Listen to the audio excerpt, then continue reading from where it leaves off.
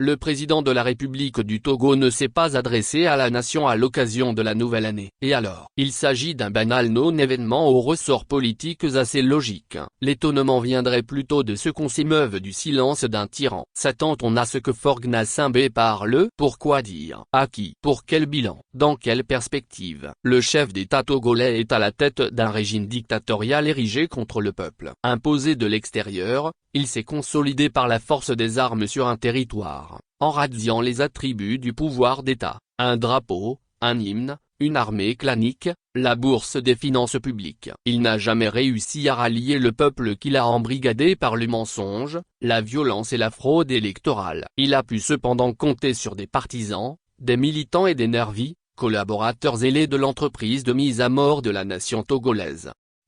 Gnassingbé n'a rien à dire à un peuple qu'il sait ne pas représenter. Par conséquent, il n'en a cure du citoyen indifférent à la source de sa légitimité. Il a certainement envoyé des vœux à ses soutiens étrangers. Sans nul doute les a-t-il présentés à ses nervis et soutiens inconditionnels. Que le peuple dont il usurpe violemment la direction n'est pas le sien, ne fait plus aucun doute.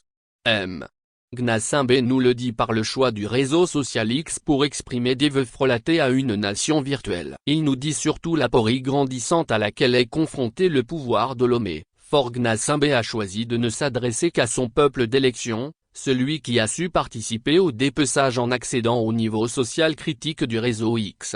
L'immense majorité du peuple togolais dont il revendique pourtant 70% des suffrages au cours du gangstérisme électoral de 2020. L'autre versant de la problématique, est l'étonnement récurrent d'une certaine frange d'observateurs face à ce qu'ils présentent comme l'apathie et même la résignation du peuple face au sort funeste multidécadaire que les Gnassingbé lui font. Malgré tout, ce peuple a su montrer à travers l'histoire sa résilience et sa bravoure. Les marches, les révoltes et les contestations ont rythmé sa marche historique. Loin d'être l'expression d'une couardise généralisée, le silence du peuple est bruissant de menaces. Il est l'expression d'un profond divorce ontologique avec les autorités qui le gouvernent. Le silence de Faure Gnassingbé est l'écho antithétique et vide de l'abyssale béance entre le peuple et lui. Les efforts d'une certaine presse stipendiée pour imposer au forceps un panafricanisme de façade n'y feront rien. Ces plumitifs, exécuteurs de basse besogne, d'une presse dévoyée qui appelle nécessairement l'antipresse salvatrice des valeurs de liberté.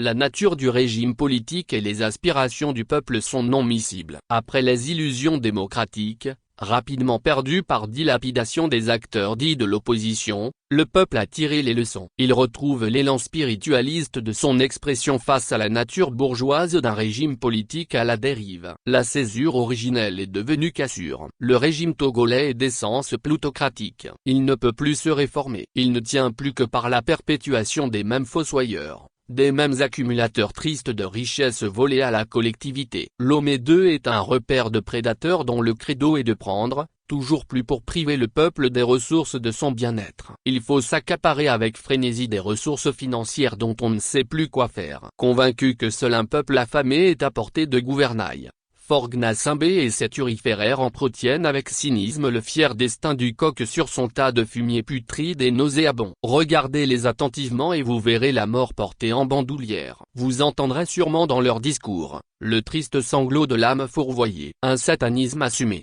au sens de la participation au projet de destruction du genre humain. Est-ce cette réalité Gnassingbé devrait partager avec le peuple à la faveur des vœux de fin d'année? Les Togolais ne connaissent que trop la nature profondément démoniaque de ceux qui usurpent la noble mission de les diriger. Leur bruyante et médiocre expression n'inspire plus que mépris et commisération dans le meilleur des cas. Faure Gnassingbé est le continuateur du projet mortifère inauguré en 1963. Ce régime pseudo-démocratique est un grossier miroir aux alouettes. Dessillé, le peuple affamé et mal soigné c'est que la vie est ailleurs. Seuls les égarés vouent encore de l'admiration à ces hommes compromis jusqu'à la moelle, maladivement bouffis du malheur du peuple. On les trouve aussi bien dans la majorité usurpée de Lomé II que dans la supposée opposition. Reconnaissable au premier regard, la bourgeoisie comprador prend d'assaut toutes les situations susceptibles d'apporter une part du butin. Ces prébendiers sont vomis par un peuple désormais tourné vers son essence spiritualiste.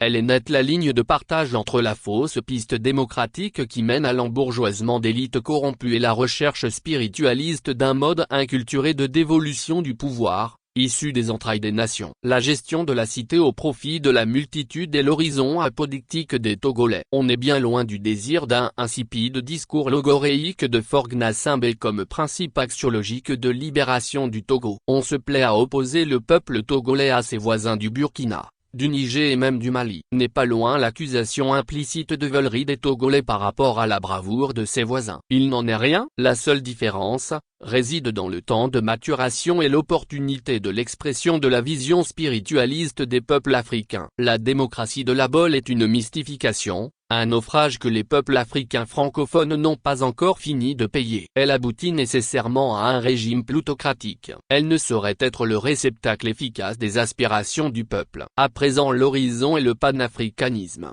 perçu comme l'expression politique de la Maha en ses composantes de solidarité, de vérité et de justice. Le panafricanisme dans ses diverses dimensions politiques, sociales, sociétales et spirituelles, est l'aspiration profonde du peuple africain, le reflet de la spiritualité des nations africaines. Le peuple intègre d'ores et déjà ce paradigme qui permet de renouer avec la chair vivifiante de la cosmogonie des nations africaines, une véritable lame de fond. Il n'est donc pas étonnant que l'Omédé, ennemi juré de toute évolution du peuple togolais, enfourche l'expression puissante d'une réalité qui mute d'une sous-culture longtemps confidentielle vers une contre-culture politique, pour mieux la conjurer. Peine perdue. Le régime togolais sera également balayé par la puissante vague panafricaniste qui ne manquera pas de rugir en tsunami libérateur. En définitive, Faure Gnassingbé ne dit rien parce qu'il n'a plus la parole. Il a grillé invariablement tous les jokers que ce peuple patient et résilient lui a complaisamment donné malgré les tares d'un régime brutal. Arrivé par effraction sanglante à la tête de l'État, le peuple lui a tourné le dos. Définitivement, le roi solitaire est à présent nu. Il constate à ses dépens qu'il a joué dans une arène qui n'a jamais correspondu aux aspirations des Togolais.